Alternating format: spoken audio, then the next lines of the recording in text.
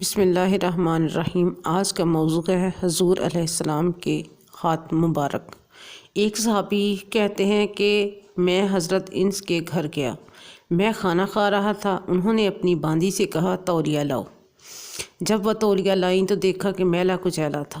حضرت انس نے اس کو غصہ کی نظر سے دیکھا اور کہا کہ جاؤ اسے صاف کر کے لاؤ۔ فرماتے ہیں کہ وہ بھاگ کر گئی اور جلتے ہوئے تنور کے اندر تولیہ کو پھینک دیا۔ تھوڑی دیر کے بعد اس نے وہ تولیہ باہر نکالا تو بالکل صاف ستھرا تھا۔ وہ گرم گرم تولیہ میرے پاس لائی، میں نے ہاتھ تو صاف کر لیے مگر حضرت انس کی طرف سواریہ نظروں سے دیکھا۔ وہ مسکرائے اور کہنے لگے کہ ایک مرتبہ نبی اکرم صلی اللہ علیہ وآلہ وسلم میرے گھر دعوت پر تشریف لائے تھے، میں نے یہ تولیہ محبوب خدا کو ہاتھ صاف کرنے کے لیے دیا تھا۔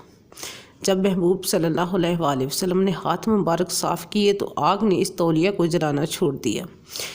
جب یہ تولیہ میلا ہو جاتا ہے تو ہم اسے تنور میں ڈال دیتے ہیں اور آگ میل کچیل کو صاف کر دیتی ہے۔ ہم صاف تولیہ کو باہر نکال لیتے ہیں۔ سبحان اللہ۔